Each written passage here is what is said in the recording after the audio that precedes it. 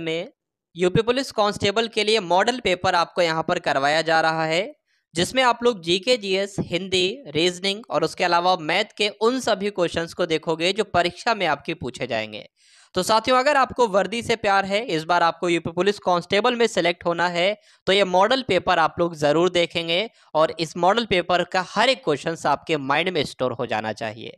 तो पहला प्रश्न आपकी स्क्रीन पर है, इस प्रश्न का आपको बताना है सही उत्तर क्या होगा कि ब्रिटिश संसद में सदस्य बनने वाले पहले भारतीय का नाम आपको बताना है। जो संसद में, ब्रिटिश संसद में जो सबसे पहले साथियों सदस्य बने थे, पहले भारतीय सदस्य बने थे, उनका नाम क्या था? तो राइट आंसर आपका जो होगा साथियों वो दादा भाई नौरोजी के साथ जाएगा। तो जिनका भी आंसर यहाँ पर ऑप्शन नंबर ए है तो बिल्कुल करेक्ट है। उसके बाद देखिए कि निम्न में से कौन सी नदी अरब सागर में जाकर गिरती है? कौन सी वो नदी है? ऋषिकुल्या है, माही है, कृष्णा है या पेन्या है? तो यहाँ पर आपको ध्यान रखना है कि माही नदी जो है वो अरब सागर में गिरती है, इतना आपको साथियों ध्यान रखना है। आंसर आपका ऑप्शन नंबर बी के साथ है। अब उसके बाद देखिए कि केंद्रीय बजट 2022-2023 में हर घर नल से जल के लिए बजट में कितनी धनराशि आवंटित की गई? जो साथियों इस बार का बजट था 2022-23 में, ठीक है, उसमें हर घर में हर घर नल से जल के लिए बजट में कितनी धनराशि साथियों आवंटित की गई थी, आपसे पूछा जा रहा है। तो इस क्वेश्चन का राइट आंसर आपका 60,000 करोड़ हो जाएगा। आंसर आपका ऑप्शन नंबर डी के साथ जाएगा। उसके बाद देखिए अगले नंबर का प्रश्न है कि 1529 में घाघरा के युद्ध में मुगल बादशाह बाबर ने किसे हराया था? साथियों ये कब का बजट है? 2022-23 का बजट है, 2023-24 का नहीं। उसके बाद देखेंगे अगले नंबर का प्रश्न आपकी स्क्रीन पर है कि 1529 में जो घाघरा का युद्ध हुआ था, इसमें मुगल बादशाह बाबर ने किसको हराया था? तो आपको ये बताना है साथियों ये युद्ध किसके किसके बीच हुआ था। तो किसके किसके बीच हुआ था? 1529 में जो घाघरा का युद्ध हुआ था, ये मुगल बादशाह बाबर के बीच हुआ था और महमूद लोदी के बीच हुआ था। तो इसलिए आपका राइट आंसर जो जाता है वो ऑप्शन नंबर डी के साथ जाएगा। उसके बाद देखिए अगले नंबर का प्रश्न है यहाँ पर कि भारत रत्न प्राप्त करने वाले किसी व्यक्ति का जन्मदिन इंजीनियर दिवस के रूप में मनाया जाता है। तो यहाँ पर साथियों बात की जा रही है किसके, इस क्वेश्चन का राइट आंसर आपका क्या होगा बताने की कोशिश करेंगे। इस प्रश्न का आपका राइट आंसर जो होगा वो क्या होगा साथियों? विश्ववरैया, आपको ध्यान रखना है, एम विश्ववरैया। यानी कि भारत रत्न प्राप्त करने वाले कौन व्यक्ति हैं? एम एस विश्ववरैया है। ये व्यक्ति है जिनका जन्मदिन जो है इंजीनियर दिवस के रूप में मनाया जाता है, ये बात आपको ध्यान रखना है। चलिए उसके बाद देखिए यहाँ पर साथियों अगर हम लोग ये बात करें कि जो आपका इंजीनियर्स दिवस है ये कब मनाया जाता है, तो 15 सितंबर को इंजीनियर्स दिवस मनाया जाता है, ये भी आपको ध्यान रखना है। अब उसके बाद देखिए अगले नंबर का प्रश्न है कि घनानंद को हराकर मौर्य साम्राज्य की स्थापना किसने की थी, आपसे पूछा जा रहा है। चलिए तो अच्छा क्वेश्चन है, इंपॉर्टेंट क्वेश्चन है। बात करें अगर इस क्वेश्चन के राइट आंसर की, तो चंद्रगुप्त इसका राइट आंसर हो जाता है। आंसर आपका किसके साथ जाएगा भाई? ऑप्शन नंबर बी के साथ जाएगा। उसके बाद देखिए कि निम्न में से कौन सा नृत्य मध्य प्रदेश की एक नृत्य शैली है? कौन सा नृत्य साथियों मध्य प्रदेश में किया जाता है? मध्य प्रदेश की एक नृत्य शैली है, तो माचा आपको ध्यान रखना है। क्या नाम ध्यान रखना है? माचा आपको ध्यान रखना है। ये नृत्य शैली कहाँ की है? मध्य प्रदेश की है। ये परीक्षा में प्रश्न आपसे पूछा जाएगा। चलिए उसके बाद देखिए कि 2022 के महिला एशिया कप हॉकी का विजेता देश कौन सा रहा है, आपसे पूछा जा रहा है। तो जो 2022 में महिला एशिया कप हॉकी हुआ था साथियों, इसका जो विजेता देश था वो जापान था, ये आपको ध्यान रखना है। आंसर आपका ऑप्शन नंबर डी के साथ जाएगा। उसके बाद देखिए कि लोकतंत्र में राजनीतिक और सामाजिक असमानताओं पर अध्ययन से किस बात का पता चलता है, ये आपसे पूछा जा रहा है। जो लोकतंत्र में राजनीतिक और सामाजिक असमानताएं हैं, इन पर अगर अध्ययन किया जाए तो किस बात का पता चलता है? तानाशाही में असमानताएं मौजूद नहीं, या लोकतंत्र में विकास को रोकता है, या तानाशाही लोकतंत्र से बेहतर है, या लोकतंत्र में असमानताएं मौजूद हैं। तो आंसर आपका जो बिल्कुल सही होगा वो क्या होगा भाई? ऑप्शन नंबर डी आपका बिल्कुल सही उत्तर हो जाता है। उसके बाद देखेंगे अगले नंबर का प्रश्न आपकी स्क्रीन पर है कि निम्नलिखित में से कौन सा भारतीय राजनीतिक दल 1885 में स्थापित सबसे पुराना दल है और जिसमें कई बार विभाजन का सामना किया है, बताइए। तो बताने की कोशिश कीजिए भाई इस क्वेश्चन का आपका राइट आंसर क्या होगा। देखिए पूछा जा रहा है, कहा जा रहा है कि भारतीय राजनीतिक दल कौन सा है जो 1885 में स्थापित किया था और सबसे पुराना दल है जिसने कई बार विभाजन का सामना भी किया। तो आप सभी लोग जानते होंगे कि भारतीय राष्ट्रीय कांग्रेस की स्थापना 1885 में हुई थी। तो आंसर आपका किसके साथ जाएगा? ऑप्शन नंबर बी के साथ जाएगा। उसके बाद देखिए कि गैनीमीड अब तक हमारे सौर प्रणाली में सबसे बड़ा चंद्रमा है। वह किस उपग्रह की परिक्रमा करता है? मोस्ट इंपॉर्टेंट क्वेश्चन है, ये आपको ध्यान रखना है। बृहस्पति ग्रह की परिक्रमा करता है गैनीमेड, इसलिए आंसर आपका किसके साथ जाता है भाई? ऑप्शन नंबर बी के साथ। उसके बाद देखिए कि किरण देसी की कौन सी पुस्तक संपत चावला नाम के एक युवा की कहानी है, आपसे पूछा जा रहा है, बताइए। तो दो प्रश्न साथियों, दो बातें आपको ध्यान रखना है कि किरण देसाई की पुस्तक का नाम क्या है। आप सभी लोग याद रखेंगे, हलबलू इन द गुआवा आर्चर्ड किसकी पुस्तक है? ये किरण देसाई की पुस्तक है। इस पुस्तक में संपत चावला जो है, इनकी कहानी जो है वो वर्ण किया गया है। ये दोनों बातें आप लोग ध्यान रखेंगे। उसके बाद देखिए कि भारतीय महिला की सबसे पहली ज्ञात आत्मकथा कौन सी है? बताइए भाई, कौन सी है? तो अगर बात करते हैं कि भारतीय महिला की सबसे पहली ज्ञात आत्मकथा कौन सी है, तो पहली आत्मकथा साथियों, इसका नाम अमर जीवन है। अमर जीवन का नाम आप लोग ध्यान रखेंगे। उसके बाद देखिए अगले नंबर का प्रश्न है कि 1774 में सर्वोच्च न्यायालय को किस शहर में फोर्ट विलियम में शीर्ष न्यायालय के रूप में स्थापित किया गया था?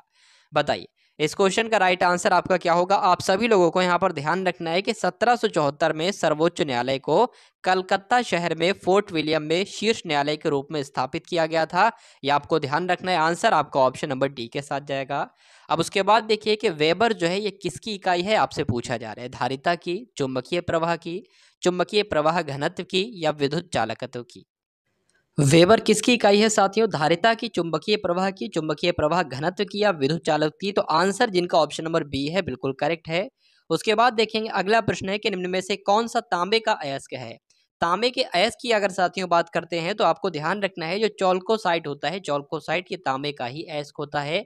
इसलिए आंसर आपका किसके साथ जाएगा? ऑप्शन नंबर ए के साथ जाएगा। उसके बाद देखिए साथियों, बहुत तेजी के साथ हम लोग यहाँ पर चल रहे हैं, यानी कि कम समय में आपको वो कंटेंट देने की कोशिश की जा रही है साथियों जो सबसे बेस्ट है। पूरे यूट्यूब पर सबसे बेस्ट कंटेंट आपको दिया जा रहा है। आपकी परीक्षा को साथियों मद्देनजर रखते हुए ये कंटेंट बनाया गया है, ये सभी क्वेश्चंस तैयार किए गए हैं खासकर आपकी परीक्षा के लिए। तो मैं पूरी उम्मीद करता हूं आप सभी लोग बड़े ही कंसंट्रेशन के साथ इस क्लास को देखेंगे और इस क्लास के अंतिम अंजाम आपको देंगे, यानी कि अंतिम क्वेश्चन तक आपको इस क्लास को देखना है और अपनी तैयारी को और भी मजबूत कर लेना है। तो लोसार उत्सव किस जनजाति के लोगों द्वारा मनाया जाता है, आपसे पूछा जा रहा है, बताइए। तो जो मोनपा जाति होती है साथियों, मोनपा जनजाति, ये मोनपा जनजाति के लोग जो है ये लोसार उत्सव मनाते हैं। आप सभी लोग ध्यान रखेंगे। आंसर आपका जो है वो ऑप्शन नंबर डी के साथ जाएगा। उसके बाद देखिए इंपॉर्टेंट क्वेश्चन है कि लोकसभा के पहले स्पीकर का नाम आपसे पूछा जा रहा है। तो जीवी मावलंकर है, सर्वपल्ली राधाकृष्णन है, या एम अनंत संयम अयंगर है, या डॉक्टर पीवी चेरियन है? तो बात करें जीवी मावलंकर की, तो ये लोकसभा के पहले स्पीकर हैं, आपको ध्यान रखना है। तो जिनका भी आंसर भाई ऑप्शन नंबर ए के साथ था, बिल्कुल करेक्ट था। उसके बाद देखिए कि नरेंद्र मोदी भारत के जो प्रधानमंत्री हैं ये कौन से नंबर के हैं? 5वें, 10वें, 14वें, 18वें? तो अगर बात करें कौन से नंबर के ये प्रधानमंत्री हैं, 14वें नंबर के ये प्रधानमंत्री हैं। तो जो लोग भी ऑप्शन नंबर सी के साथ हैं बिल्कुल सही है। चलिए, आप सभी लोगों से साथियों रिक्वेस्ट है कि एक बार क्लास को लाइक कर देंगे और क्लास को एक बार शेयर कर देंगे। आप सभी लोग एक बार शेयर करेंगे इस क्लास को अपने सभी मित्रों के साथ। उसके बाद बताएंगे इसका राइट आंसर क्या होगा कि वर्ल्ड वाइड वेब का आविष्कार किसके द्वारा किया गया था? तो वर्ल्ड वाइड वेब की अगर बात करते हैं साथियों, इसका आविष्कार तो टिम बर्नर्स ली के द्वारा किया गया था। तो जो लोग भी यहाँ पर ऑप्शन नंबर बी के साथ हैं बिल्कुल करेक्ट हैं। अगर बात करें औरंगजेब की, औरंगजेब का पुत्र था, औरंगजेब किसका पुत्र था? औरंगजेब की बात करें तो इसको जिंदा पीर कहा जाता था। और औरंगजेब की अगर बात करें तो यह शाहजहां का पुत्र था, ये भी आप लोग ध्यान रखेंगे। तो जो इनका भी आंसर यहाँ पर ऑप्शन नंबर डी है बिल्कुल करेक्ट है। उसके बाद स्वतंत्रता आंदोलन के दौरान सुभाष चंद्र बोस ने भारतीय राष्ट्रीय नौसेना का पुनरुत्थान किया था, थल सेना का, सुरक्षा का, या वायुसेना का? तो आप लोग ध्यान रखेंगे कि भारतीय राष्ट्रीय थल सेना का पुनरुत्थान किया गया था सुभाष चंद्र बोस के द्वारा। उसके बाद देखिए कि लखनऊ जो है वो किसकी राजधानी है, आपसे पूछा जा रहा है। तो बहुत ही सिंपल सा प्रश्न है साथियों, लखनऊ आपकी उत्तर प्रदेश की राजधानी है, इसलिए आंसर आपका किसके साथ जाएगा? ऑप्शन नंबर बी के साथ जाएगा। पणजी किस भारतीय राज्य की राजधानी है? पणजी जो है ये साथियों किस भारतीय राज्य की राजधानी है? तो पणजी की अगर बात करते हैं तो गोवा की राजधानी है। तो जो लोग भी यहाँ पर ऑप्शन नंबर बी के साथ है बिल्कुल करेक्ट है। उसके बाद देखेंगे कि निम्नलिखित में से किसका कमोडिटी बाजार में व्यापार नहीं किया जाएगा? कच्चे तेल का, चांदी का, मुद्रा का, या सोना का? बताइए। चलिए, तो किसका कम्युनिटी बाजार में व्यापार नहीं किया जाएगा? मुद्रा का। इसलिए आंसर आपका किसके साथ जाएगा? ऑप्शन नंबर सी के साथ जाएगा। उसके बाद देखिए जो जीव प्रकाश का उपयोग कर भोजन तैयार करते हैं उन्हें किसके रूप में जाना जाता है? तो साथियों उन्हें किसके रूप में जाना जाता है, ये आपसे पूछा जा रहा है। उन्हें तो स्वपोषी कहा जाता है। जो जीव प्रकाश का उपयोग करके भोजन तैयार करते हैं उन्हें तो स्वपोषी कहा जाएगा, इसलिए आंसर ऑप्शन नंबर ए हो जाता है। उसके बाद देखिए अगले नंबर का प्रश्न है कि ओजोन की परत वायुमंडल की किस परत में होती है। जो ओजोन की परत होती है ये वायुमंडल की लिथोस्फीयर में होगी, आयनोस्फीयर में होगी, स्ट्रेटोस्फीयर में होगी या बायोस्फीयर में होगी। तो किस में होगी साथियों, स्ट्रेटोस्फीयर में होगी। आंसर आपको ध्यान रखना है, आंसर आपका ऑप्शन नंबर सी के साथ जाएगा, स्ट्रेटोस्फीयर के साथ। उसके बाद देखेंगे कि समष्टि अर्थशास्त्र किससे संबंधित है, बताइए भाई। जो समष्टि अर्थशास्त्र है ये आय के वृत्ताकार प्रवाह से संबंधित है, मांग की तरह एक ही आर्थिक चर के निर्णय लेने से संबंधित है, फर्म के स्तर पर संसाधनों के आवंटन से, या संतुलित कीमत और मात्राओं से। तो जब बात करें साथियों आय के वृत्ताकार प्रवाह की, तो समष्टि अर्थशास्त्र किससे संबंधित है, आय के वृत्ताकार प्रवाह से। सही वर्तनी वाले शब्द का आपको चयन करना है। कौन सा इसमें से शब्द बिल्कुल आपको शुद्ध लग रहा है। माखन चोर होता है तो नहीं होता है, माखन चौर होता है बिल्कुल नहीं होता है, मक्खन चोर होता है नहीं, क्या होता है साथियों, माखन चोर होता है। इसलिए आंसर आपका ऑप्शन नंबर डी के साथ जाएगा। उसके बाद देखिए कि दिए गए वाक्यांश के लिए एक शब्द आपको बताना है, यानी कि जिसका कोई आधार ना हो उसको हम लोग क्या कहेंगे, मूसलाधार, मूलाधार कहेंगे, या साधार कहेंगे, या निराधार कहेंगे। जाहिर सी बात है साथियों जिसका कोई आधार नहीं होता है उसको निराधार कहा जाता है, इसलिए आंसर ऑप्शन नंबर डी हो जाता है। उसके बाद देखिए अगले नंबर का प्रश्न आपकी स्क्रीन पर है और बताना है आपको राइट आंसर क्या होगा। तो पूछा जा रहा है कि विज्ञान के युग ने समय की महत्व बहुत बढ़ा दिया है, तो क्या होगा, इसमें आपको बताना है कि वाक्य का वह भाग जिसमें त्रुटि है। तो समय की महत्व नहीं होता है साथियों, समय का महत्व होना चाहिए, समय का महत्व होना चाहिए। तो कहां पर त्रुटि है, यहां पर त्रुटि, और ऐसा कहां लिखा है, ऑप्शन नंबर बी में लिखा है, यानी कि इसकी जगह पर क्या आ जाएगा साथियों, ऑप्शन नंबर बी वाला आ जाएगा। ठीक है, चलिए उसके बाद देखेंगे अगले नंबर का आपको प्रश्न देखना है कि रिक्त स्थान को आपको भरना है कि बागों में पक्षी खिलते हैं, बागों में लड़के खिलते हैं, बागों में भौरे या फूल खिलते हैं। तो साथियों बागों में क्या खिलेंगे, बागों में तो फूल खिलेंगे, बागों में फूल खिलेंगे, तो खाली जगह में क्या आ जाएगा, वही ऑप्शन नंबर डी वाला शब्द आ जाएगा। उसके बाद देखिए अगले नंबर का प्रश्न आपके स्क्रीन पर है और बताने की कोशिश कीजिए कि रेखांकित खंड जो आपके सामने षोडश लिखा हुआ है इसको प्रतिस्थापित आपको करना है। जो ऑप्शन से है उपयुक्त विकल्प का आपको चयन करना है। तो अर्जुन के षोडश वर्षीय पुत्र अभिमन्यु ने चक्रव्यूह तोड़ा। तो साथियों षोडश का मतलब जो होता है वो क्या होता है, षोडश यहाँ पर आना चाहिए या नहीं आना चाहिए, तो मैं कहूंगा बिल्कुल नहीं आना चाहिए। यहाँ पर साथियों षोडश की अगर बात करें तो इसको 16 कहा जाता है, तो 16 यहाँ पर आएगा, षोडश शब्द का इस्तेमाल नहीं होगा। तो जो लोग भी यहाँ पर ऑप्शन नंबर डी के साथ हैं बिल्कुल सही हैं। उसके बाद देखिए कि निम्नलिखित में से उस विकल्प का चयन करें जो त्रिशंकु होना मुहावरे का अर्थ व्यक्त करता है, बताइए। तो त्रिशंकु होना एक मुहावरा, इसका अर्थ साथियों क्या हो जाएगा, अधर में लटकना जो है वो इसका अर्थ हो जाएगा, यानी कि त्रिशंकु होने का अर्थ हो जाएगा। तो इस प्रकार जो लोग भी ऑप्शन नंबर ए के साथ हैं बिल्कुल सही है। निशा की अगर बात करें तो विलोम इसका आपको बताना है साथियों क्या होगा। तो निशा का विलोम क्या हो जाएगा, निशा का विलोम दिवा हो जाएगा। तो आंसर आपका किसके साथ जाएगा, ऑप्शन नंबर सी के साथ जाएगा। उसके बाद देखिए कि दिए गए रेखांकित खंड को प्रतिस्थापित करने के लिए उपयुक्त विकल्प का आपको चयन करना है। तो क्या होगा साथियों यहाँ पर रेखांकित शब्द क्या हो जाएगा, मैं आपको बता देता हूं कि पिछले के नीचे आ जाएगा रेखा। तो वह पिछले वर्ष हरिद्वार गया था, वह पिछले वर्ष हरिद्वार गया था, ये आना चाहिए। तो क्या आना चाहिए साथियों, वो गत का इस्तेमाल किया जाना चाहिए, यानी कि वह गत वर्ष हरिद्वार गया था।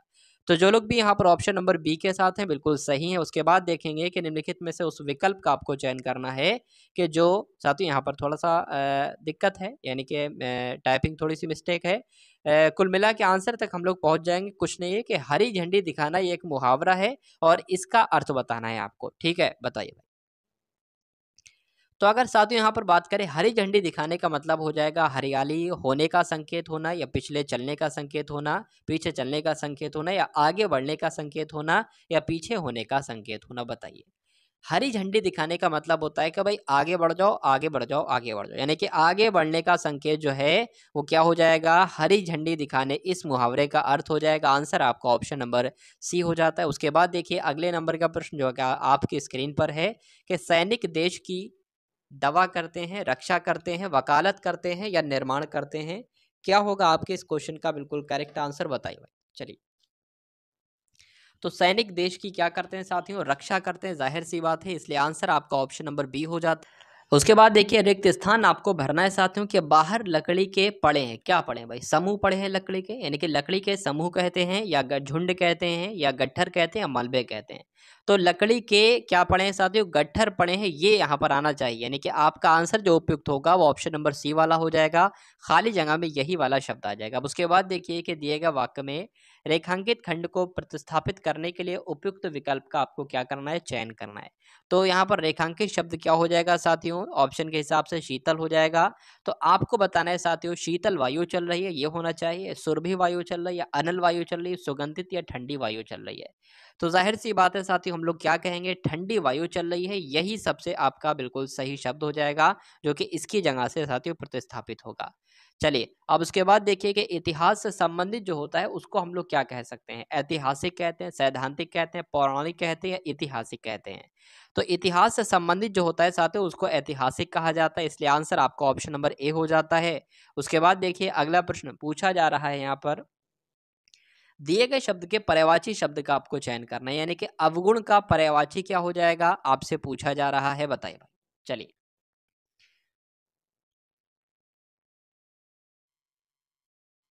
तो अवगुण के पर्यायवाची की बात चल रही है, दोष आपको ध्यान रखना है, दोष जो है साथियों ये अवगुण का पर्यायवाची हो जाता है। दिए गए वाक्य का वह भाग याद करें जिसमें कोई त्रुटि है, समूहों के लोगों की आपसी मेल मिलाप के तौर तरीकों का जटिल स्वरूप ही समाज है।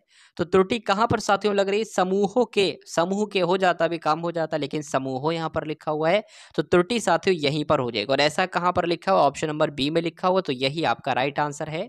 अब उसके बाद देखिए कि पुस्तक का पन्ना फट गया या व्याकरण फट गया, रंग फट गया या अक्षर फट गया। तो यहाँ पर साथियों पुस्तक का क्या फट सकता है, पन्ना फट सकता है, इसलिए आंसर आपका ऑप्शन नंबर ए हो जाता है। और जो लोग भी ऑप्शन नंबर ए के साथ हैं बिल्कुल सही हैं। दिए गए शब्द के पर्यायवाची शब्द का आपको क्या करना है, चयन करना है। तो पर्यायवाची बताइए साथियों, इसका पर्यायवाची क्या हो जाएगा, व्यवधान का मतलब क्या होता है बताइए। चलिए तो व्यवधान का मतलब साथियों होता है बाधा, ठीक है, क्या होता है, बाधा होता है, ये आपको ध्यान रखना है, इसलिए आंसर आपका अगर ऑप्शन नंबर ए के साथ है तो बिल्कुल करेक्ट है। उसके बाद देखिए कि सही वर्तनी वाले शब्द का आपको अब चयन करना है, इसमें से कौन सा आपको सही शब्द लग रहा है, भुलक्कड़ ऐसे लिखा जाएगा, भुलक्कड़ ऐसे लिखा जाएगा, या भुलक्कड़ लिखा जाएगी या भुलक्कड़ लिखा जाएगा, बताइए। चलिए तो कैसे लिखा जाएगा, भुलक्कड़ इस प्रकार से लिखा जाएगा जैसे आपका ऑप्शन नंबर डी में लिखा हुआ है, ऐसे ये वाली इस शब्द की वर्तनी बिल्कुल सही हो जाएगी। उसके बाद देखिए कि दिए गए शब्द का विलोम आपसे पूछा जा रहा है, यानी कि असफल का विलोम आपको बताना है, सरल होगा, विफल होगा, असफल होगा या सफल होगा। जाहिर सी बात है सफल का विलोम सफल, असफल का विलोम सफल हो जाएगा, इसलिए आंसर आपका जो जाएगा वो ऑप्शन नंबर डी के साथ जाएगा। रिक्त स्थान को भरना है मैंने, यानी कि मैं पौधा खा रहा हूँ, जगा रहा हूँ, लगा रहा हूँ या भगा रहा हूँ। तो खाली जगह में जो सही शब्द है साथियों वो कौन सा होगा ये आपसे पूछा जा रहा है। पौधा जो है वो लगाया जाता है, तो आंसर आपका ऑप्शन नंबर सी हो जाता है। उसके बाद देखिए शाश्वत का विलोम आपसे पूछा जा रहा है, और कई बार ये परीक्षाओं में पूछा जा चुका है कि शाश्वत का विलोम क्या होता है। तो शाश्वत का विलोम साथियों क्षणिक होता है। क्या होता है, क्षणिक होता है, आप सभी लोग ध्यान रखेंगे। तीव्र बुद्धि वाले को क्या कहा जाता है, अल्प बुद्धि, दुर्बुद्धि, मंद बुद्धि या कुशाग्र बुद्धि। तो क्या कहा जाता है, आप लोग ध्यान रखेंगे, जिसकी तीव्र बुद्धि होती है जाहिर सी बात है उसको कुशाग्र बुद्धि कहा जाएगा। आंसर आपका जो है वो ऑप्शन नंबर डी हो जाता है। उसके बाद देखिए सही वर्तनी वाले शब्द का आपको चयन करने में कौन सा शब्द आपको बिल्कुल सही लग रहा है। साक्षर की बात चल रही है, तो साक्षर साथियों कैसे लिखा जाता है, जैसे आपको ऑप्शन नंबर सी में लिखा हुआ इस प्रकार से लिखा जाता है। उसके बाद देखिए कि मांसाहारी का विलोम आपसे पूछा जा रहा है, बताइए। चलिए दिए गए शब्द का विलोम आपसे पूछा जा रहा है, क्या देखिए मांसाहारी का हो जाएगा आपका शाकाहारी, क्या हो जाएगा, शाकाहारी हो जाएगा। आंसर आपका जो जाएगा वो ऑप्शन नंबर बी के साथ जाएगा। उसके बाद देखिए कि अखिलेटियां सूजना ये एक मुहावरा है, और इस मुहावरे का मतलब क्या होता है ये आपसे पूछा जा रहा है, बताइए। तो अखिलेटियां सूझने का मतलब साथियों क्या हो जाएगा, मजाक उड़ाना हो जाएगा। आंसर आपका जो है वो ऑप्शन नंबर सी हो जाता है, और जो लोग भी ऑप्शन नंबर सी के साथ हैं बिल्कुल करेक्ट हैं। उसके बाद देखिए यहाँ पर आपसे पूछा जा रहा है कि दिए गए वाक्य का वह भाग आपको ज्ञात करना है जिसमें कोई त्रुटि है, बताइए कहाँ पर आपको साथियों त्रुटि लग रही है। यदि आप, क्या लिखा है भाई, यदि आप अपनी और अपने परिवार की भलाई चाहते हो तो यहाँ से चले जाओ, बताइए। देखिए मैं आपको बताता हूँ साथियों, यदि आप अपनी और अपनी परिवार नहीं बल्कि अपने परिवार की आना चाहिए यहाँ पर, तो ऐसा कहाँ पर लिखा हो, ऐसा ऑप्शन नंबर बी में लिखा हो, यही त्रुटि वाला वाक्य होगा, वाक्यांश हो जाएगा और यही आपका राइट आंसर हो जाएगा। उसके बाद देखिए कि रास्ता दिखाने वाले को क्या कहा जाता है, राहपथिक कहा जाता है, मार्गदर्शक कहा जाता है, दूरदर्शी कहा जाता है या समदर्शी कहा जाता है, बताइए।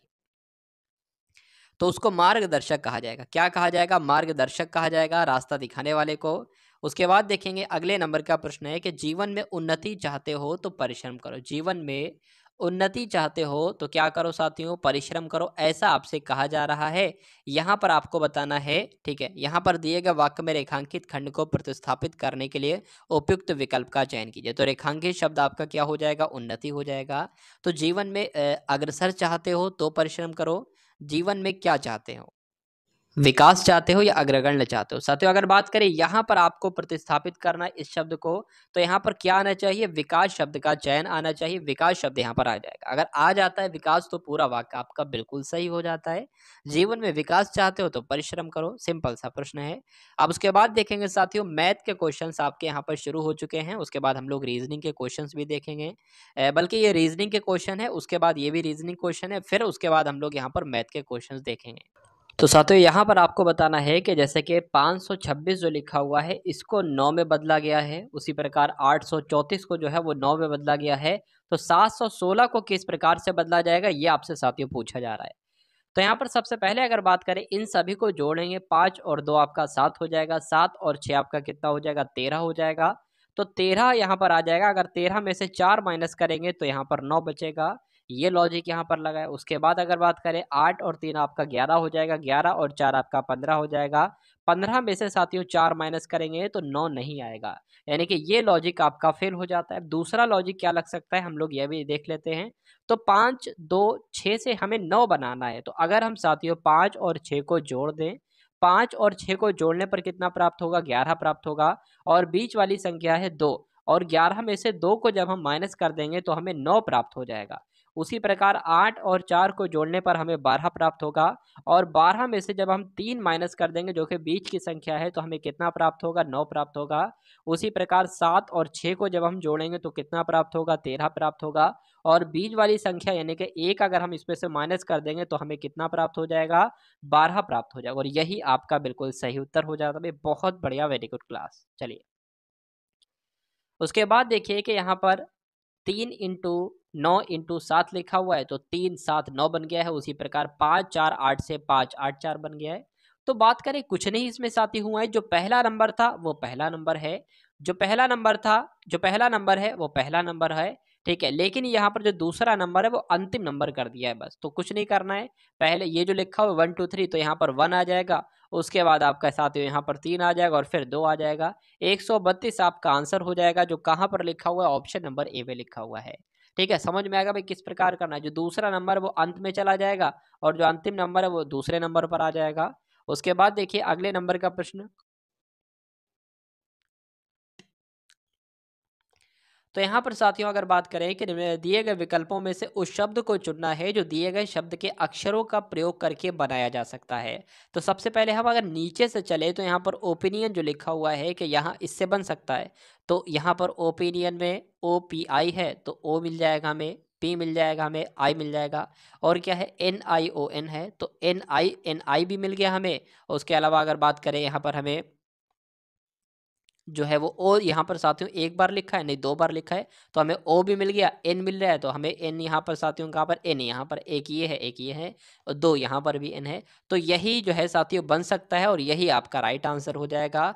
इस प्रकार के प्रश्नों में कोशिश किया कीजिए कि नीचे वाले ऑप्शन से अगर चलेंगे तो उत्तर आपको जल्दी मिल सकता है। जरूर नहीं जी, जल्दी मिल सकता है, हो सकता है option number A right answer हो। चलिए तो कुल मिला के अगले नंबर की अगर बात करें तो 3 से 6 बना है, 6 से 8 बना है, 8 से 16 बना है और 16 से 18 बना है। तो आपको बताना है 18 के बाद क्या आएगा।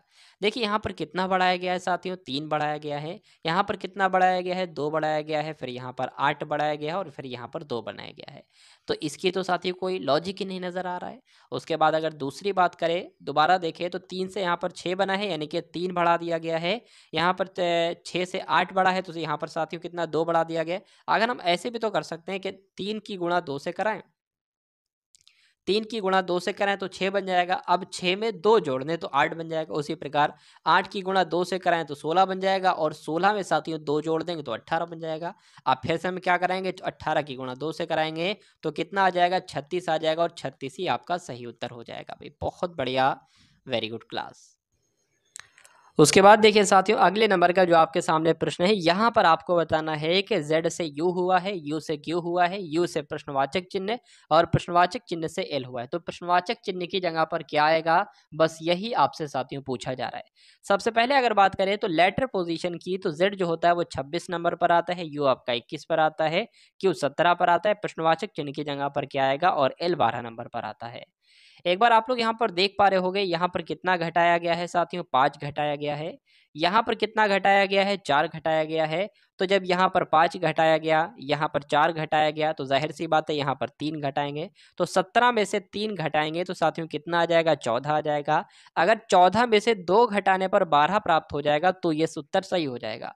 ठीक है, तो 14 में से 2 ही घटाने पर वही 12 प्राप्त होता है।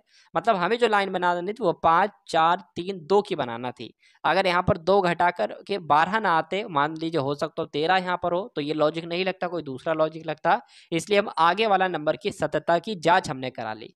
तो यहाँ पर 14 आ जाएगा, और 14 की जगह पर क्या आएगा, n आएगा, ये आपको ध्यान रखना है। तो आंसर आपका जो है वो ऑप्शन नंबर ए के साथ जाएगा। उसके बाद देखेंगे भाई अगले नंबर का प्रश्न। चलिए, तो बात करें कि राकेश लंबा है संजय से, तो जो जो कहा जा रहा है वो करते जाओ भाई। राकेश लंबा है संजय से, तो हमने इतना कर लिया कि राकेश जो है साथियों वो किससे लंबा है, वो लंबा है संजय से। वो लंबा किससे है भाई, वो लंबा जो है वो लंबा है संजय से। ठीक है, ठीक है। विपुल लंबा है राकेश से, विपुल जो लंबा है, ठीक है, विपुल लंबा है राकेश से। राकेश ये हो गया, राकेश से लंबा कौन है साथियों, राकेश से जो लंबा है वो विपुल है।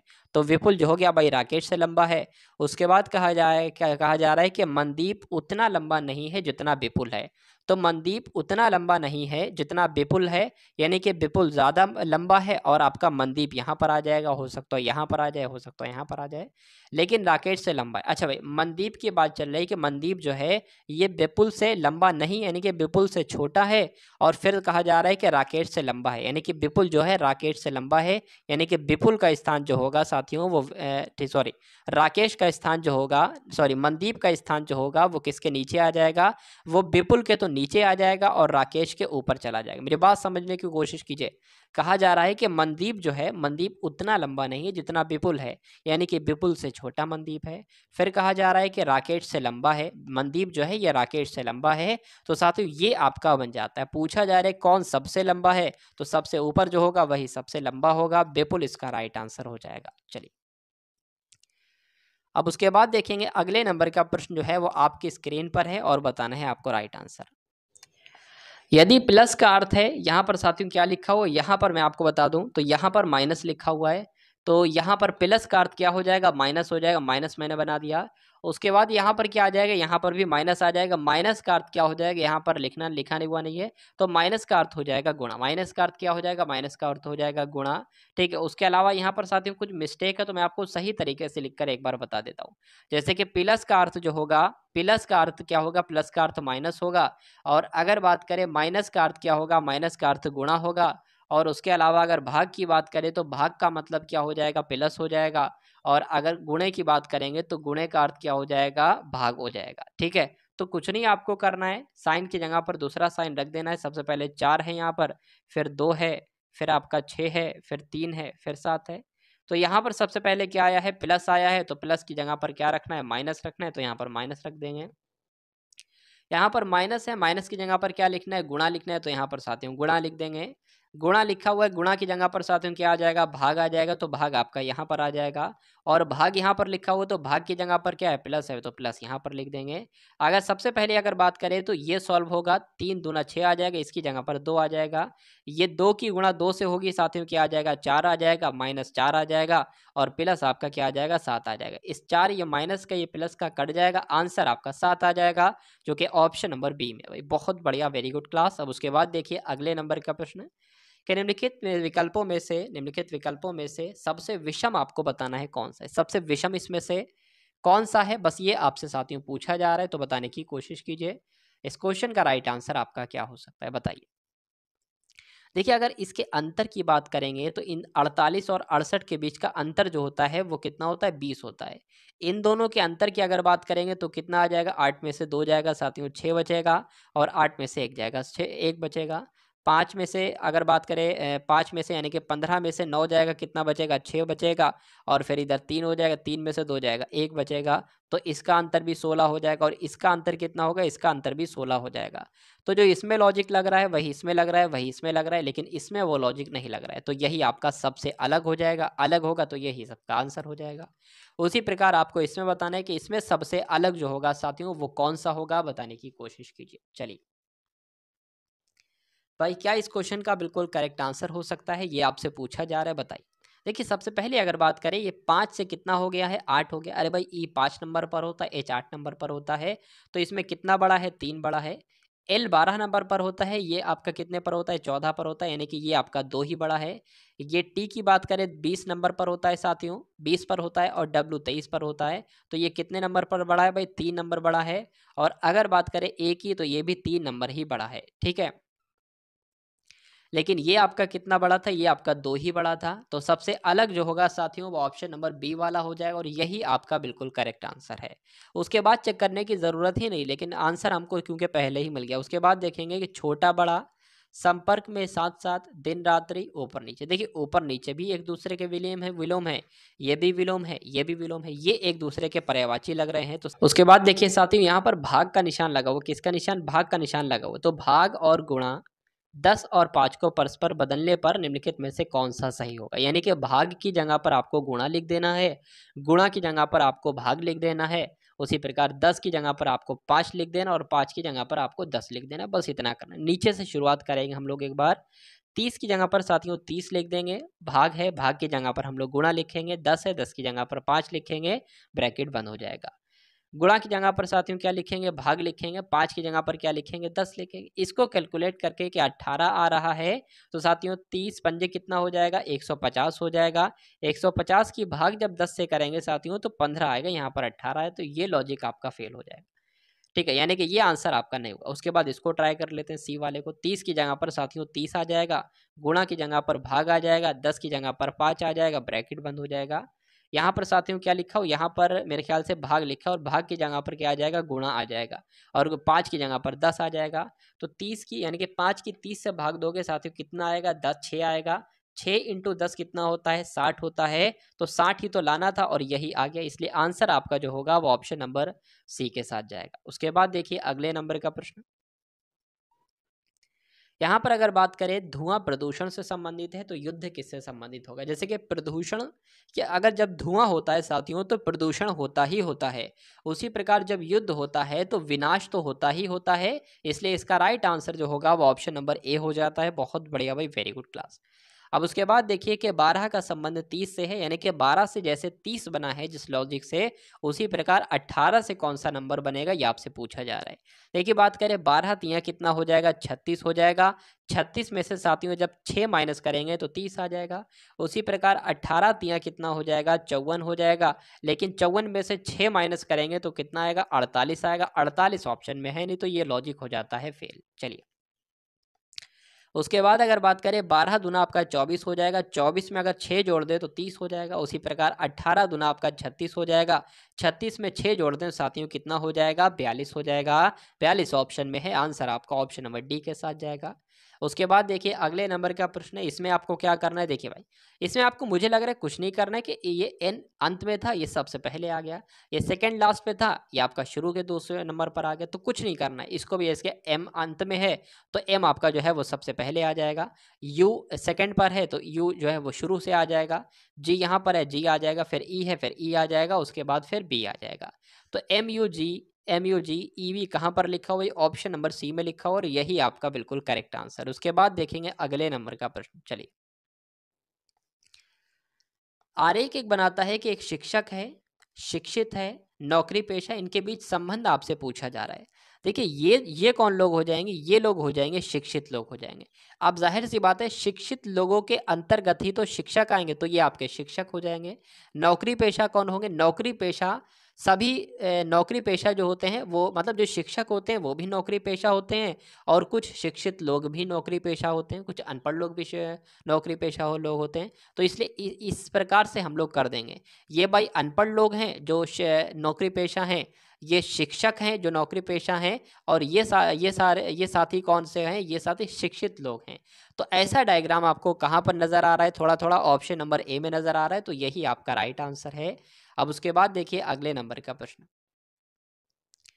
कथन कह रहा है कि पदक पुरस्कार है, पदक पुरस्कार है, निष्कर्ष कह रहा है कि सभी पुरस्कार पदक नहीं है।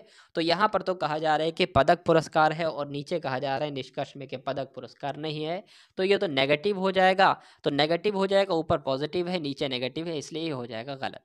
सभी प्राप्त पदक पुरस्कार है, यहाँ पर कहा गया था कि पदक पुरस्कार है, और यहाँ पर भी कहा जा रहा है कि पदक जो है पुरस्कार कहलाते हैं, तो ये आपका सही हो जाएगा। निष्कर्ष नंबर 2 आपका बिल्कुल करेक्ट होगा। तो जो लोग भी यहाँ पर ऑप्शन नंबर बी के साथ हैं बिल्कुल करेक्ट हैं। अब उसके बाद देखेंगे अगले नंबर का आप लोग प्रश्न। चलिए, तो डी है 49 है, जे है 169, इसको किस प्रकार से किया गया है। देखिए डी 4 नंबर पर आता है और 4 का स्क्वायर होता है 16, तो ये आपका 16 हो गया। जी आता है 7 नंबर पर, 7 का स्क्वायर होता है 49, बिल्कुल सही। जे आता है 10 नंबर पर, 10 का स्क्वायर होता है 100, बिल्कुल सही। एम आता है 13 पर, 13 का स्क्वायर होता है 169। अब यहाँ पर साथियों क्या आएगा, देखिए सबसे पहले 4 आ गया, यहाँ पर देखिए भाई, सबसे पहले 4 आ गया, फिर 7 का स्क्वायर आ गया, फिर 10 का स्क्वायर आ गया, फिर 13 का स्क्वायर आ गया, तो सब में 3 बढ़ रहा है, तो यहाँ पर 16 आ जाएगा। इसलिए साथियों यहाँ पर क्या हो जाएगा, 16 का स्क्वायर हो जाएगा, यानी कि 16 का स्क्वायर कितना हो जाएगा, 16 का आपका स्क्वायर हो जाएगा साथियों 256, ठीक है। और 16 की जगह पे हमें लिखना क्या है, हमें पी लिखना है, पी। तो इसलिए पी बटे 256 कहाँ पर लिखा हुआ है, ऑप्शन नंबर ए में लिखा हुआ। और उसके बाद देखिए अगले नंबर का साथियों प्रश्न है कि कथन कह रहा है कि क्या नगर निगम विकास प्राधिकारियों को शॉपिंग मॉलों के निर्माण को प्रोत्साहित करना चाहिए। तर्क नंबर 1 कह रहा है कि हाँ, शॉपिंग मॉल में एक ही छत के नीचे प्रत्येक चीज सस्ती दर पर मिल जाती है। तो ये बात तो सही है कि शॉपिंग मॉल में एक ही छत के नीचे प्रत्येक चीज मिल जाती है, लेकिन ये जरूरी नहीं कि सस्ती मिल जाती है, तो ये आपका गलत हो जाएगा। दूसरे अगर बात करें तो साथियों कहा जा रहा है कि नहीं, परिणाम स्वरूप छोटी दुकानें बंद हो जाएंगी। तो बात तो सही है भाई, जब हर जगह शॉपिंग मॉल खुल जाएंगे, शॉपिंग मॉल को बढ़ावा दिया जाएगा, तो कुछ कुछ तो कम से कम छोटी दुकानें बंद हो जाएंगी, तथा बहुत से लोगों के लिए रोजमर्रा की खरीदारी के लिए शॉपिंग मॉलों में जाना सुविधाजनक नहीं होगा। तो ये बात भी बिल्कुल सही है। तो साथियों दूसरा वाला आपका तर्क सही हो जाएगा, पहला वाला आपका गलत हो जाएगा। उसके बाद देखेंगे अगले नंबर का आप लोग प्रश्न और बताने की कोशिश करेंगे राइट आंसर।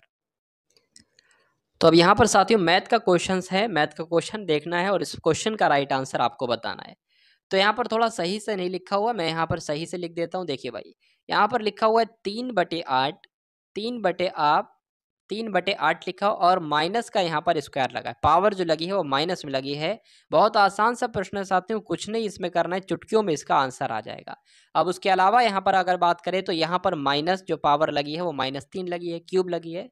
अब कभी भी आपको पावर अगर माइनस में दिखे तो आपको क्या करना है साथियों, आपको कुछ भी नहीं करना है, आपको सिर्फ जैसे कि ये 3/8 लिखा है तो इसको 8/3 कर देना है। क्या कर देना है, इसको 8/3 करेंगे तो पावर आपकी जो होगी वो माइनस से प्लस में चेंज हो जाएगी, यानी कि स्क्वायर हो जाएगी प्लस की। उसके अलावा जैसे कि 4/5 लिखा है तो इसको क्या कर देंगे, 5/4 कर देंगे, और जो पावर माइनस में लगी थी उसको क्या प्लस में तब्दील हो जाएगी ऑटोमेटिक तरीके से। अब कुछ नहीं साथियों आपको करना है, अब क्या करना है यहाँ पर, जैसे कि आप बात करें 8 का स्क्वायर है तो 8 बाई कितनी बार आ जाएगा, 8 को 2 बार लिख दो, 8 को 2 बार लिख दो, और अपॉन की अगर बात करें तो 3 को भाई कितनी बार लिख दो, 3 को भी 2 बार लिख दो, ठीक है। उसके अगर बात करें यहाँ पर 5 को 3 बार लिख देना है, क्योंकि 5 के ऊपर 3 लगा हुआ है, क्यूब लगा हुआ है। 8 को 4 को कितनी बार लिख देना है, 4 को भी 3 बार लिख देना है। सवाल को आसान बनाना सीखिए। अब देखिए 4 से ये कट जाएगा, 8 2 आ जाएगा, 4 से ये भी कट जाएगा, ठीक है 2 आ जाएगा, ये 2 दूना 4 हो जाएगा, इस 4 से आपका ये 4 कट जाएगा, ऊपर आपका क्या बचेगा 125, 125/9। तो साथियों 125 9 कौन से ऑप्शन में है, 125 कौन से 9 ऑप्शन में, 125/9 ऑप्शन नंबर डी में है, तो यही आपका क्या राइट आंसर है। उसके बाद देखिए अगले नंबर का प्रश्न आपकी स्क्रीन पर है, यहाँ पर आपको बताना साथियों इसको सरल करना है और कुछ नहीं करना है। जैसे कि यहाँ पर √64 लिखा हुआ है, तो जब अंडर रूट 64 को करेंगे तो 8 इंटू 8 करेंगे और 8 एक 8 जो है वो बाहर आ जाएगा। ये आपका हो गया, प्लस का साइन लगा देंगे। इसमें से क्या बाहर आएगा, इसमें से जो बाहर आएगा अंदर क्या रहेगा 0.8 इंटू 0.8 रहेगा और बाहर क्या आएगा 0.8 बाहर आ जाएगा। अगर इसकी साथियों बात करें तो 0.08 बाहर आ जाएगा। इसकी बात करेंगे साथियों तो क्या आ जाएगा 0.008 बाहर आ जाएगा। अब इन सभी को साथियों जब हम प्लस करेंगे तो हमारे पास क्या आएगा 8.888 आ जाएगा। और ऐसा कहाँ पर लिखा हुआ है, ऑप्शन नंबर सी में लिखा हुआ है, तो यही आपका राइट आंसर है। अब उसके बाद देखेंगे अगले नंबर का प्रश्न। साथियों क्लास को आप सभी लोग एक बार क्या करेंगे, एक बार तो लाइक करेंगे और उसके बाद आपको करना है शेयर, ठीक है। चलिए, तो यहाँ ऑप्शन में तो 3 प्रकार के नंबर लिखेंगे, 7/11, 16/20, 21/20, लेकिन यहाँ पर 16/20 और 7/20 लिखा हुआ, तो एक आप और लगा लेंगे, 21/22 भी है, 21/22 भी है, ठीक है। चलिए, तो इनको अवरोही क्रम में लिखना है, यानी कि आप सबसे बड़ा कौन सा होगा, उससे छोटा कौन सा होगा और फिर उससे छोटा कौन सा होगा। मान लीजिए सबसे पहले हम इसमें देखें कि 16/20 बड़ा है या 7/11 बड़ा है। तो आपको कुछ नहीं करना है साथियों, आपको क्या करना है, सिर्फ आपको इतना करना है कि सबसे पहले अगर बात करें इस 20 की गुणा 7 से कराना है तो क्या आ जाएगा 140 आ जाएगा। 11 की गुणा 16 से कराएंगे तो इस प्रकार करा सकते हैं, 16 इंटू 16/16 लिख देंगे, 6 आ जाएगा, 7 आ जाएगा, 1 आ जाएगा, यानी कि 176 आ जाएगा। अब आप लोग बता सकते हो कि 176 बड़ा है या 140 बड़ा है। जाहिर सी बात है 176 बड़ा है। तो कोई पूछे कि 16/20 बड़ा है या 7/11 बड़ा है, तो इधर से 176 बड़ा है तो यही बड़ा है, ठीक है। तो अब ये बड़ा है तो ये तो पहले आ जाएगा, 16/20 पहले आएगा 7/11 से। तो 16 बटे देख लेंगे हम लोग ऑप्शन में कि 16/20 पहले होना चाहिए 7/11 से। इसमें है, नहीं है, तो ये नहीं हो सकता। इसमें है, ये नहीं, इसमें भी नहीं, ये नहीं हो सकता। अब अगर बात करें साथियों 16/20 बड़ा था ना, तो 16/20 साथियों हमें किस में नजर आ रहा है बड़ा, या ऑप्शन नंबर डी में ही सिर्फ हमें 16/20 जो है बड़ा नजर आ रहा है 7/11 से। तो यही तो आपका आंसर हो जाएगा। और जो मैं तीसरा वाला था ना आपका 21/22, ये सबसे बड़ा हो जाएगा, हमें चेक करने की अब जरूरत ही नहीं, ठीक है। अब जैसे कि अब अगर बात करें चेक करना हो तो कैसे चेक करेंगे, मान लीजिए इसमें कंफ्यूजन और इसमें कंफ्यूजन पैदा हो, तो 20 की गुणा 21 से करेंगे, जो नंबर आएगा वो यहाँ लिखना, 22 की गुणा 16 से करना, जो नंबर आएगा वो यहाँ लिखना। देख लेना अगर ये बड़ा है तो ये बड़ा हो जाएगा, और ये अगर बड़ा, ये बड़ा है तो ये बड़ा हो जाएगा। तो बहुत ही आसान तरीका था साथियों में आपके लिए। उसके बाद देखेंगे अगले नंबर का प्रश्न आपकी स्क्रीन पर है। यहाँ पर अगर बात करें कि एक साइकिल को 880 में बेचने से 20% की हानि होती है, यानी कि उस साइकिल को जो है 80% में 80% पर बेचा गया है, कितने रुपए में, 880 रुपए में। इसको कितने रुपए में बेचा जाए कि 10% का लाभ हो, तो इसको सबसे पहले 80% है ना, 100% बना लेंगे। 100% कैसे बनाएंगे, 100% साथियों हम लोग इस प्रकार से बनाएंगे, 880 अपॉन 80/100। इसको कैलकुलेट कर लो, अगर बात करें 20 से कट कर लेंगे 5 आएगा, ये आपका 4 आ जाएगा, 4 दूना 8, 4 दूना 8, 0 आ जाएगा। 22 की साथियों जब 5 से गुणा कराएंगे तो क्या आ जाएगा 0, 5 दूना 10 आ जाएगा, 5 दूना 10 आ जाएगा, और 5 दूना आपका 5 दूना 10 आ जाएगा, और एक आपका कितना आ जाएगा 11 आ जाएगा, यानी कि साथियों 1100 आ जाता है। अब 1100 का क्या करना है, 10% लाभ पर बेचना है, तो इसका 110 कितना हो जाएगा, ये साथियों मैं आपको बताना चाहता हूँ। तो 2 जीरो से 2 जीरो कट जाएगा, उसके बाद 11 की 11 से कराएंगे तो 121 आ जाएगा, और 0 लगा है तो 0 लग जाएगा।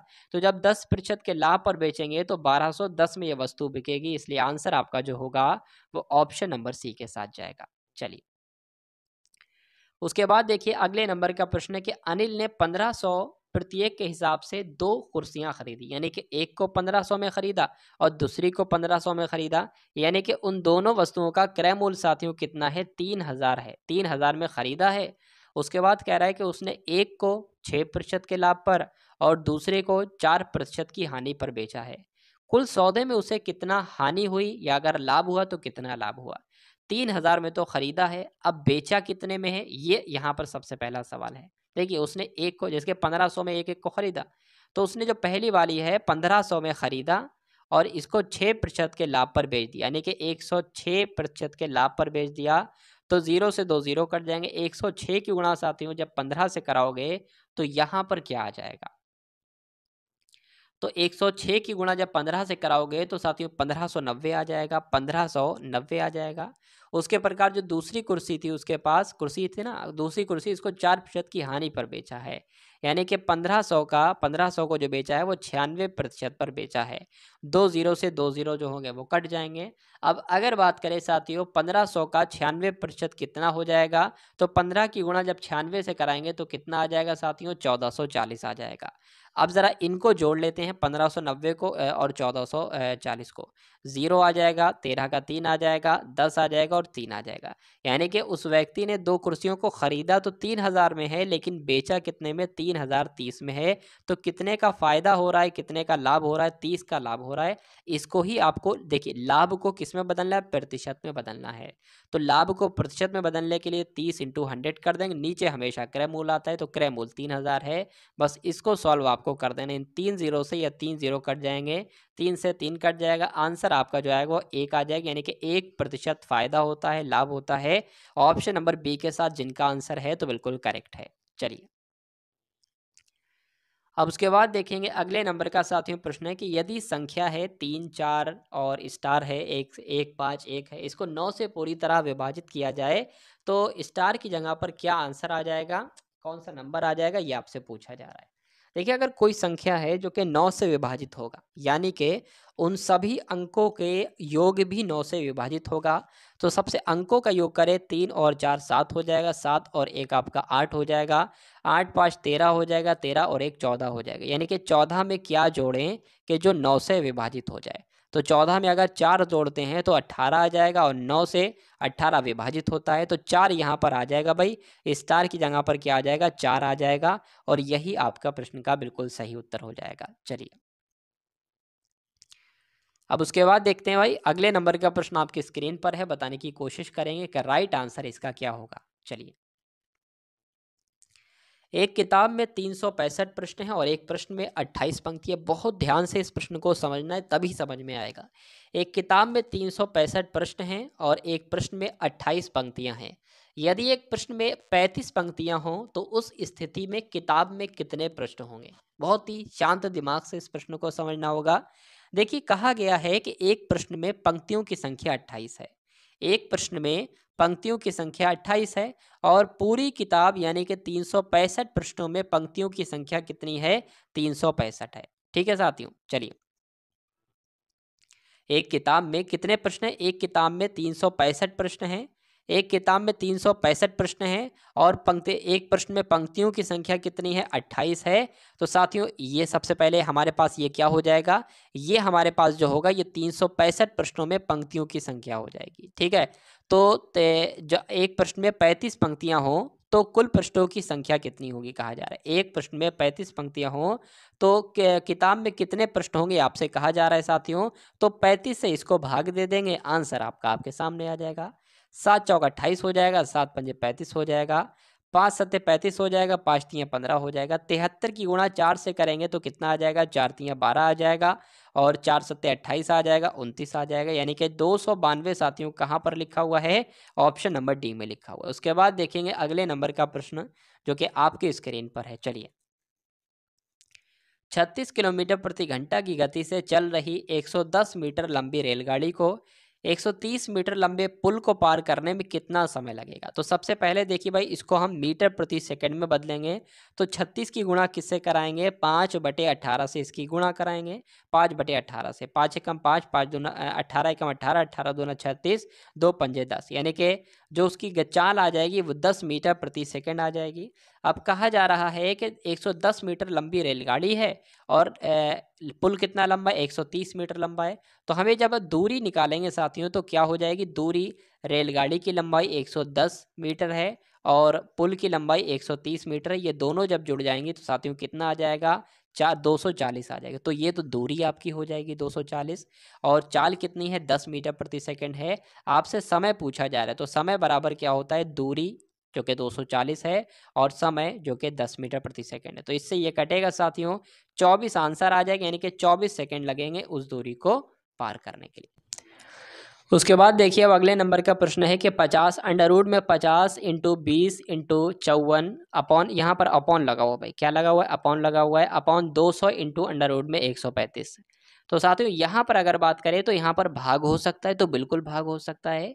अगर 20 की भाग करें तो साथियों इससे कटेगा, क्या आ जाएगा, 10 आ जाएगा। इस 0 से ये 0 कट जाएगा। इस 5 से साथियों क्या हो जाएगा, ये कट जाएगा, 5 दूना 10 हो जाएगा, 5 सत्ते 35 हो जाएगा। अंडर रूट में 27 है, अंडर रूट में 54 है, तो 27 दूना कितना हो जाएगा, 54 हो जाएगा, यानी कि अंडर रूट 2 आपका आंसर आ जाएगा, जो कि कहाँ पर लिखा हुआ है, ऑप्शन नंबर ए में लिखा हुआ है, यही आपका राइट आंसर है। उसके बाद देखिए अगले नंबर का प्रश्न बहुत शानदार प्रश्न है। चलिए, कुछ व्यक्ति एक काम को 40 दिन में करते हैं। मान लीजिए एक्स जो है वो आदमी है, एक्स ये काम 40 दिनों में करते हैं।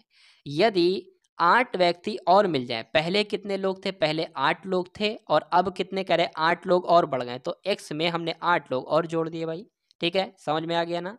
तो वही कार्य 10 दिन कम में हो जाता था, पहले 40 दिन में हो रहा है और अब यही काम 10 दिन कम में हो जाता है, या जाहिर सी बात है 30 दिन में काम हो जाएगा। तो आरंभ में कार्य कर कितने व्यक्ति में लगे थे, तो आरंभ में कितने व्यक्ति लगे थे ये पूछा जा रहा है, यानी कि एक्स का मान आपसे पूछा जा रहा है। तो इसकी गुणा होगी, ये आपका 40x हो जाएगा, बराबर 30 की x से गुणा होगी, 30x हो जाएगा। उसके बाद साथियों 8 की 30 से गुणा होगी तो 240 हो जाएगा। तो 40x में से 30x जाएगा, 10x बचेगा, बराबर कितना हो जाएगा, 240 हो जाएगा। x के मान की अगर बात करेंगे तो 24 आ जाएगा। तो 24 व्यक्ति लगे थे आरंभ में, ये आपको ध्यान रखने। आंसर जिनका भी ऑप्शन नंबर बी है तो बिल्कुल करेक्ट है। साथ में पूरी की पूरी कोशिश करता हूं कि प्रश्न का, यानी कि मैथ का हो या रीजनिंग का हो, कम से कम स्टेप में आपके आंसर तक आपको पहुंचा दूं, क्योंकि परीक्षा में आपके पास इतना ज़्यादा समय नहीं होता है, कि परीक्षा में इतना समय आपके पास नहीं होता है कि आप उसको बिल्कुल स्टेप बाय स्टेप उसको करो। 2 से 3 या 1 से 2 स्टेप में, लाइन में आप उसको कंप्लीट करके आंसर ला दो, यही आपका उद्देश्य होना चाहिए। चलिए, उसके बाद देखिए कि 20,000 के एक बिल पर 50% की एक कटौती देने में, अथवा 30% तथा 20% की 2 क्रमिक कटौतियां देने में अंतर क्या है। तो सबसे पहले तो 20,000 रुपए का जो बिल है, इस पर 50% की जब कटौती देंगे तो कितना बचेगा साथियों, 10,000 बचेगा, 10,000 बचेगा, यह तो बचेगा। उसके बाद अगर बात करें इस 20,000 में 30% की कटौती देते हैं, देखिए भाई 30% की कटौती देते हैं तो कितना बचता है, 70% बचता है, 70% बच गया। उसके बाद 20% की कटौती यानी कि 80% बचता है, तो ये आपका हो गया। इसको ज़रा कैलकुलेट करा लीजिए, 2 जीरो से 2 जीरो कट गए और इन 2 जीरो से ये 2 जीरो कट गए। अगर इनकी गुणा कराएं साथियों, 7 अट्ठे 56 हो जाएगा, और 56 दुना कितना हो जाएगा, 56 दुना आपका हो जाएगा, मैं आपका बता देता हूँ, इतना हो जाएगा, 2 जीरो लग जाएंगे। तो साथियों अगर बात करें 50% की, जब हम यहाँ पर जो है 50% की छूट देते थे तो 10,000 बचता था, और जब 30% और 20% की छूट दी तो इतना हो जाएगा। तो इनका अंतर आपसे पूछा जा रहा है, देखिए इनका अंतर कितना हो जाएगा, 1200 इनका अंतर हो जाएगा, और यही आपका राइट आंसर हो जाता है। तो जो लोग भी यहाँ पर ऑप्शन नंबर ए के साथ हैं बिल्कुल करेक्ट हैं। उसके बाद देखेंगे अगले नंबर का प्रश्न, कि 2 वृत्त हैं, इनकी त्रिज्याओं का अनुपात जो है वो 1:2 है, उनके क्षेत्रफल आपको ज्ञात करना है। अगर बात करें वृत्त का क्षेत्रफल कितना होता है, तो पाई आर स्क्वायर इसका सूत्र होता है, पाई आर स्क्वायर, यही तो करना भाई, वृत्त का क्षेत्रफल का ही अनुपात ज्ञात करना है। तो पाई से पाई कैंसिल हो जाएगा, पहला वाला आर कितना है, 1 का स्क्वायर हो जाएगा, दूसरा वाला आर कितना है, 2 का स्क्वायर हो जाएगा। ये जो निकलेगा साथियों, क्षेत्रफल का अनुपात निकलेगा, क्षेत्रफल निकलेगा, ठीक है, 1 हो जाएगा और ये 4 हो जाएगा, यही तो साथियों क्या हो जाएगा, क्षेत्रफल हो जाएगा। तो 1:4 कौन से ऑप्शन में है, ऑप्शन नंबर सी वाले में, और यही आपका राइट आंसर है। अब उसके बाद देखिए अगले नंबर का प्रश्न, कि यदि एक घन का विकर्ण अंडर रूट 12 सेंटीमीटर है। अच्छा क्वेश्चन है, ध्यान से देखिएगा कि इस क्वेश्चन का आपका राइट आंसर क्या हो सकता है। चलिए, कहा जा रहा है साथियों यहाँ पर आपसे कि एक घन का विकर्ण जो है वो अंडर रूट 12 सेंटीमीटर हो, तो उसका आयतन आपसे पूछा जा रहा है। सबसे पहले अगर बात करें घन का विकर्ण होता कितना है, a√3 होता है, और यहाँ पर घन का रूट बताया कितना गया है, अंडर रूट 12 बताया गया है, ठीक है भाई। उसका आयतन कितना है, घन का आयतन कितना है, तो घन का आयतन जो होता है वो a³ होता है, यानी कि a³ की वैल्यू आपको ज्ञात करना है। अगर बात करें a बराबर साथियों कितना हो जाएगा, अंडर रूट 12 बटे अंडर रूट 3 हो जाएगा। इससे ये कट होगा साथियों, कितना आ जाएगा, 4 आ जाएगा, अंडर रूट 4 आ जाएगा। तो ए क्या आ जाएगा, ए 2 आ जाएगा। अरे भाई √4 है तो इसको अंडर रूट में हम 4 को कैसे लिख सकते हैं, 2 × 2 लिख सकते हैं और 2 बाहर आ जाएगा, यानी कि ए की जो वैल्यू होगी वो 2 हो जाएगी, a³ की वैल्यू क्या होगी, जाहिर सी बात है 8 हो जाएगी। तो 8 कौन से ऑप्शन में है, ऑप्शन नंबर ए वाले में, यही आपका राइट आंसर। भाई बहुत बढ़िया, वेरी गुड क्लास। चलिए उसके बाद देखिए कि दो संख्याओं का अनुपात जो है वो 3:4 है और उनका महत्तम समापवर्तक कितना है, 15 है। संख्याओं का योग क्या होगा। देखिए कभी भी आपके सामने महत्तम समापवर्तक आ जाए और दोनों संख्याओं का अनुपात आ जाए तो पहली संख्या क्या होगी साथियों, 15, इसकी गुणा इससे कर दोगे पहले वाले अनुपात से, पहली संख्या पता चल जाएगी। दूसरे वाले से गुणा कर दोगे तो दूसरी संख्या पता चल जाएगी। तो पहली संख्या हो जाएगी 45 और दूसरी संख्या हो जाएगी साथियों 60। ठीक है, पूछा क्या, इनका योग ही तो पूछा गया, तो इनका योग कितना हो जाएगा, इनका योग हो जाएगा 105 और 105 कौन से ऑप्शन में है, तो सभी बताएंगे ऑप्शन नंबर ए में है। चलिए उसके बाद देखिए अगले नंबर का प्रश्न आपकी स्क्रीन पर है और आपको बताना है इस क्वेश्चन का आपका राइट आंसर क्या होगा।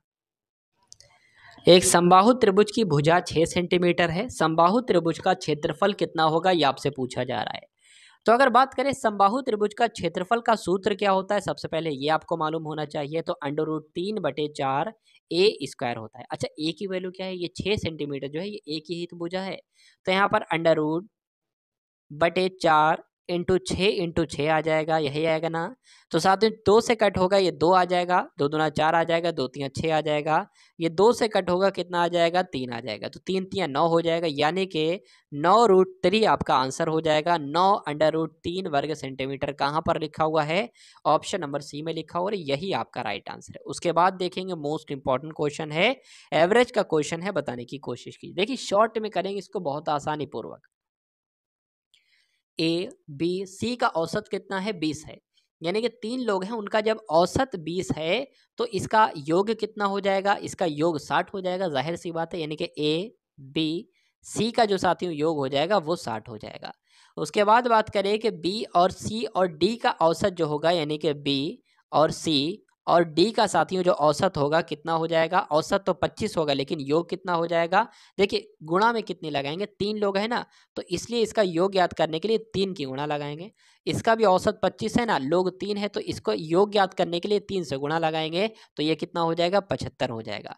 और अच्छा डी का भी दे रखा है, डी का कितना है, डी का 30 है। तो पूछा क्या जा रहा है कि ए का मान आपसे पूछा जा रहा है, सिंपल सी बात है, डी सबसे पहले इसमें फिट करेंगे तो ये आपका 30 हो जाएगा। बी सी की अगर हम 75 में से 30 माइनस कर दें तो बी और सी की वैल्यू हमें पास आ जाएगी। तो बी और सी की वैल्यू हमारे पास कितनी आ जाएगी, जब हम 75 में से 30 माइनस करेंगे तो साथियों यहाँ पर 5 आ जाएगी और यहाँ पर 4 आ जाएगी। अच्छा पूछा क्या गया है, ए की वैल्यू पूछी गई है, बी सी की हमें वैल्यू मिल गई है। अगर बी सी की वैल्यू हम 60 में से माइनस कर दें तो हमें ए की वैल्यू मिल जाएगी। तो साथियों ए की वैल्यू निकालने के लिए हमें 60 में से बी प्लस सी की वैल्यू माइनस करना पड़ेगी, यानी कि 45 माइनस करना पड़ेगी। तो इसमें से साथियों माइनस करेंगे कितना आ जाएगा, 15 आ जाएगा और यही आपका राइट आंसर हो जाता है। तो जो लोग भी यहाँ पर ऑप्शन नंबर डी के साथ हैं, 15 के साथ हैं, बिल्कुल करेक्ट हैं। अब उसके बाद देखेंगे अगले नंबर का प्रश्न आपके स्क्रीन पर है, बताइए भाई ए अनुपात बी की वैल्यू कितनी है। ए अनुपात बी है 3:4, बी अनुपात सी है 5:7 और सी अनुपात डी है 8:9। तो ए अनुपात डी का मान ज्ञात करना है, बहुत आसान सा प्रश्न है। अगर देखिए दो वैल्यू आपके सामने दे रखी होती, एक तो ये वाली और आपके सामने एक ये वाली, और आपसे ये पूछते कि ए अनुपात बी अनुपात सी बताइए कितना हो जाएगा, तो बहुत आसान है। ए अनुपात बी कितना है, 3:4 है और बी अनुपात सी कितना है, 5:7 है। तो इसको इस प्रकार लिखते और ऐसे ऐसे ऐसे कर देते, यानी कि 3 की गुणा 15, 3 की गुणा 5 से की जाएगी तो 15 हो जाएगा अनुपात, 5 की गुणा 4 से की जाएगी तो 5 चौक आपका 20 हो जाएगा अनुपात, 4 की गुणा 7 से की जाएगी तो 28 हो जाएगा। यानी कि अगर अनुपात पूछते ए अनुपात बी अनुपात सी का तो कितना हो जाता है, 15:20:28। ठीक है, अब एक और यहाँ पर एक्स्ट्रा चीज़ बढ़ा दी गई है कि सी अनुपात डी का अनुपात आपको दे दिया गया, तो कुछ नहीं करना है, ए अनुपात बी अनुपात सी अनुपात डी का अनुपात निकालने के लिए, ठीक है, क्या कर देंगे, यहाँ पर हम 8:9 लिख देंगे। ठीक है, अब हमें ज्ञात साथियों क्या करना है, ए अनुपात बी अनुपात सी अनुपात डी ज्ञात करना है। तो कुछ नहीं करना है, 15 की 8 से गुणा कराएंगे, क्या आ जाएगा, 120 आ जाएगा। तो ये एक ए निकल गया, एक अनुपात मान लीजिए ए आ गया। ठीक है, अब 20 की गुणा 8 से करा देंगे यानी कि 16 आ जाएगा, 160 आ जाएगी, ये बी का आ जाएगा। अब 28 की गुणा 8 से कराएंगे तो यहाँ पर हम एक बार करा के देख लेते हैं साथियों। 8 टू 64 आपका हो जाएगा, 8 दूना 16 हो जाएगा, 22 आ जाएगा ये। तो यहाँ पर कितना आ जाएगा, ये आपका 224 आ जाएगा, ये सी आ जाएगा। डी की बात करें तो अब 28 की 9 से होगी, तो 28 की 9 से होगी, 28 की अगर 9 से गुणा कराएं तो 9 अट्ठे 72 हो जाएगा, 7 आ जाएगा। 9 दूना 18 आ जाएगा, 18 और 7 आपका 25 हो जाएगा, यानी कि डी की वैल्यू आ जाएगी 252। पूछा क्या जा रहा है कि ए अनुपात डी का अनुपात क्या है, तो ए अनुपात डी का यानी कि ए ये आपका हो जाएगा, डी ये हो जाएगा, इसका अनुपात निकालना है भाई। तो कुछ नहीं करना है, 120 और 252 का अनुपात निकालना है। इसको 2 से कट करेंगे 60 आ जाएगा, इसको 2 से कट करेंगे 2 एकम 2, 2 दूना 4, 2 छंग 12 आपका आ जाएगा। फिर से कट करेंगे साथियों 2 से तो 30 आ जाएगा, और इसको कट करेंगे तो 2 छंग 12, 2 तिया 6 आ जाएगा। 30 को 3 से कट करेंगे 3 एकम 3, और इसको 3 से कट करेंगे 3 दूना 6 और 3 एकम 3 आ जाएगा। 10 अनुपात 21 कहाँ पर लिखा हुआ है, अनुपात के रूप में ऑप्शन नंबर डी में लिखा, और यही आपका राइट आंसर है। उसके बाद देखेंगे अगले नंबर का प्रश्न है कि यह राहुल 12 किलोमीटर प्रति घंटा की चाल से कार्यालय जाता है और 10 किलोमीटर प्रति घंटा की चाल से वापस आता है, तो उसकी औसत चाल क्या होगी। तो औसत चाल का साथियों सूत्र क्या है, 2xy अपॉन में x प्लस वाई। तो बात करें x कितना हो जाएगा, 2 लिख लिया, x कितना हो जाएगा 12 किलोमीटर, और y कितना हो जाएगा 10 किलोमीटर। दोनों को x प्लस वाई यानी कि 12 प्लस 10 करेंगे तो 22 आ जाएगा।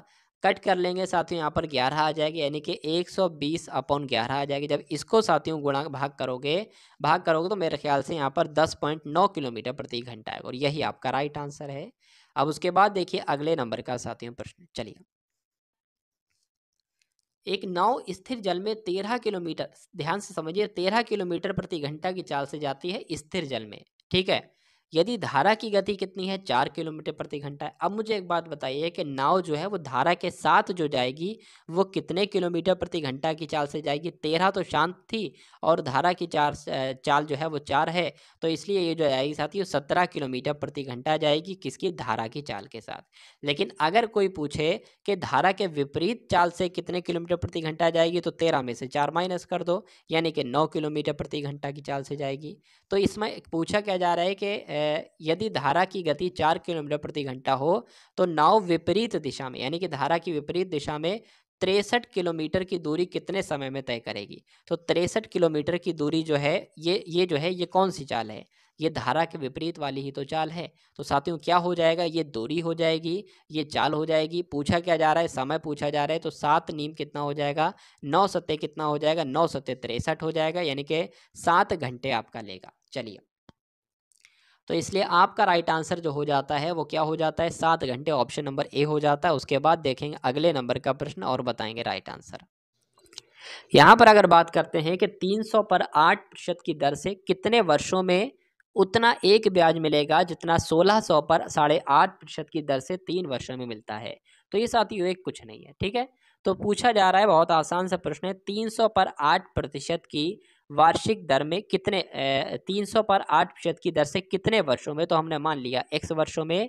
x वर्षों में साथियों ब्याज मिलेगा, उतना ही ब्याज मिलेगा जितना 1600 रुपये पर 8.5% की दर से 3 वर्षों में मिलता है, यानी कि 3 वर्षों में 8.5% की दर से मिलता है। तो 8.5 की बात करें, कैसे इसको सेटअप करेंगे, 8 दूना 16 हो जाएगा, 16 और 1 आपका कितना हो जाएगा, 17/2 हो जाएगा। तो यहाँ पर 17/2 हमने लिख दिया, 17/2 लिख दिया, अपॉन में क्या आ जाएगा, 100 आ जाएगा। बस x की वैल्यू आपको निकालना है, इन 2 जीरो से ये 2 जीरो कट जाएंगे, 8 तिया 24 हो जाएगा, यानी कि 24x क्या हो जाएगा, 24x बराबर हो जाएगा, इन 2 जीरो से ये 2 जीरो कट जाएंगे, इस 2 से आपका ये 8 हो जाएगा, 8 का 8 8 16 8 तिया 24 हो जाएगा, 24 इंटू 17 हो जाएगा।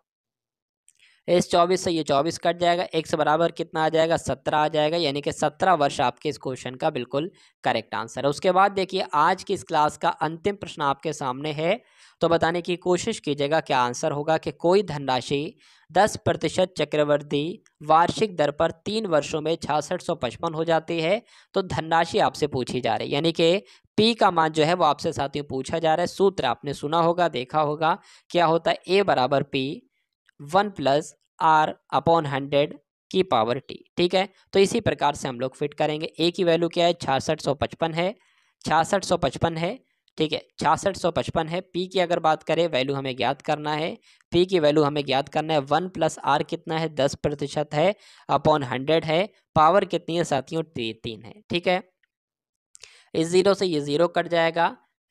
अगर बात करें 6655 हम ऐसे ही लिख देंगे सबसे पहले, अपॉन में यहाँ पर इसका पी आ जाएगा, और इधर क्या आ जाएगा, 10 से कम 10, 10 और 11/10 आ जाएगा। 11/10 3 बार है ना, 3 क्यूब लगा हुआ है, तो फिर से 11/10 और फिर से आपका 11/10 हो जाएगा। कुछ नहीं करना है, पी का मान साथियों ज्ञात करना है। 11 से 6655 को अगर कट करेंगे तो साथियों 11 एकम 11, 11 छंग 66 हो जाएगा। दो नंबर को कट करने से पहले जीरो लगाएंगे, यानी कि 11 पंजे 55 हो जाएगा। फिर से ये 11 कटेगा तो 11 पंजे 55 हो जाएगा, 5 जाएगा उधर 55 हो जाएगा, 11 पंजे 55 हो जाएगा। फिर इस 11 से कट करेंगे, 11 एकम 11 और 11 पंजे 55 हो जाएगा। तो इस 5 में साथियों ये 3 बार जीरो लग जाएंगे और यही पी का मान आ जाएगा, यानी कि 5 और 3 बार जीरो बोले तो 5000। तो P बराबर कितना आ जाएगा, 5000 आ जाएगा, और यही आपके इस क्वेश्चन का बिल्कुल करेक्ट आंसर हो जाता है। तो ये थे साथियों आपके लिए यूपी पुलिस कांस्टेबल के लिए 100 क्वेश्चन, जिसमें आपको सामान्य ज्ञान के, हिंदी के, रीजनिंग के, मैथ के इंपॉर्टेंट क्वेश्चन कराए गए। मैं साथियों चाहता हूं कि क्वेश्चंस को, यानी कि मैथ के क्वेश्चंस को बहुत ही आसानी से करा दूं, यानी कि कम से कम स्टेप में आपको मैथ का क्वेश्चन का आंसर लाकर दिखा दूं। क्योंकि जब आप परीक्षा देने जाओगे तो परीक्षा में आपके पास इतना समय नहीं होगा कि पूरे स्टेप में आप उसको लिखकर सॉल्व करिए, इतना समय ही नहीं होगा, सारा समय निकल जाएगा। तो मैं कोशिश करता हूं कि 2 से 3 स्टेप में ही आपका आंसर आ जाए, और आपको भी अगर साथ में प्रैक्टिस आ जाएगी तो बहुत ही सेकंडों के अंदर आपका आंसर आ जाएगा। 40 सेकंड से ज़्यादा आपको नहीं लगना चाहिए एक मैथ के क्वेश्चन में। ठीक है।